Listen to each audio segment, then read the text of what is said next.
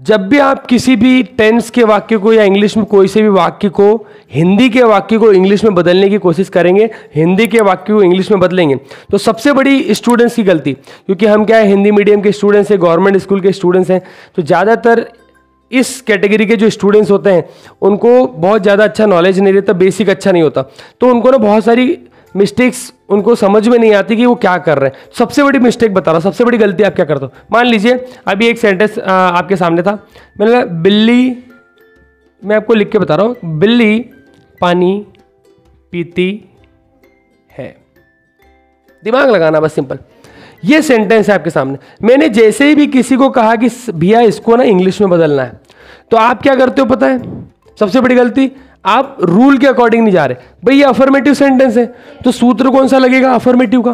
तो सूत्र जैसा बोल रहा है वैसा हमको करना है। तो हम क्या करते हैं, हमारा दिमाग कैसा लगाते हैं, हम बोलते हैं बिल्ली, अच्छा बिल्ली को इंग्लिश में क्या बोलते हैं? कैट।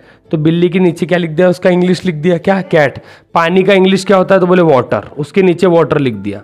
पीने के लिए क्या होता है? बोले तो ड्रिंक, उसका मीनिंग लिख दिया ड्रिंक, तो बोले बन गया। तो ऐसे बनेगा क्या? नहीं।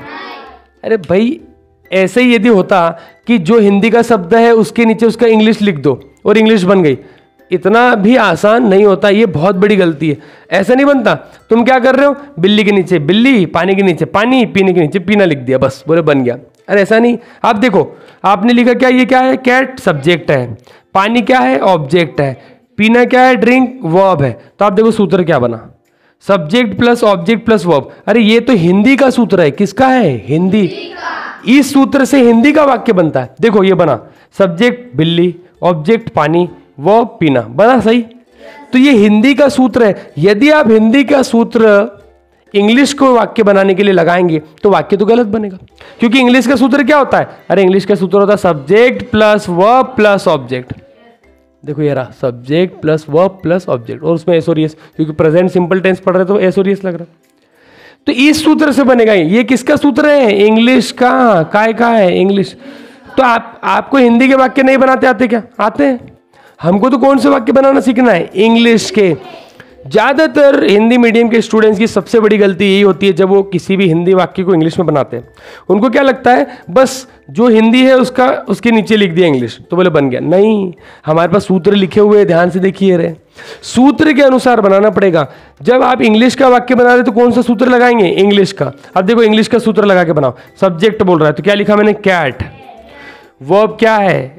ड्रिंक। क्या है? ड्रिंक। उसमें क्या लगेगा? एस, क्योंकि के 5 अक्षरों में नहीं आता, तो क्या लगा दिया? एस। जो ये रहा एस, ई एस में से एस। फिर ऑब्जेक्ट क्या है? वाटर। तो देखो आप सही बना। मैंने इंग्लिश के सूत्र से बनाया तो सही बन गया, पर आप हिंदी के सूत्र से बनाओगे तो क्या बन जाएगा? गलत। क्योंकि हिंदी के सूत्र में ऑब्जेक्ट बीच में आता है, बल्कि इंग्लिश में कहाँ आता है? लास्ट में।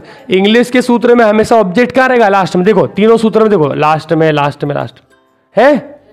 तो आ रही बात पकड़ में कि भाई मैं क्या आपको समझाना चाह रहा हूं कि गलती जो हो रही है उसको सुधारना है। देखिए आप यदि गलती कर रहे हैं, सुनना है, यदि आप गलती करते हैं तो कोई बुरी बात नहीं है। गलती करोगे तभी सीखोगे, पहले गलत होगा फिर सही होगा। आप बोले मैं डायरेक्ट सही सीख जाऊं, तो मैंने आपको उदाहरण दिया, आप डायरेक्ट साइकिल चलाना नहीं सीख सकते, आपको 2-4 बार गिरना पड़ेगा तभी। आप बोले कि सर मैं डायरेक्ट सीख जाऊं, लेकिन एक ही गलती को बार बार करना नहीं। आपको हर बार गलती कौन सी करना है? नई गलती होना चाहिए। यदि आप एक ही गलती बार बार कर रहे हैं, इसका मतलब आप में कहीं ना कहीं दिक्कत है, आप कहीं ना कहीं गलती कर रहे हैं। फिर आप एक गलती बार बार ना करें। यदि आपने एक गलती की तो उसको सुधार ली, वही गलती 2 बार की, 3 बार की, चलो, पर बार बार नहीं होना चाहिए। पता चला 10वीं बार भी यही गलती कर रहे हैं, नहीं तो वो फिर सही नहीं है ना। फिर तुमको गलती से सीखना पड़ेगा ना।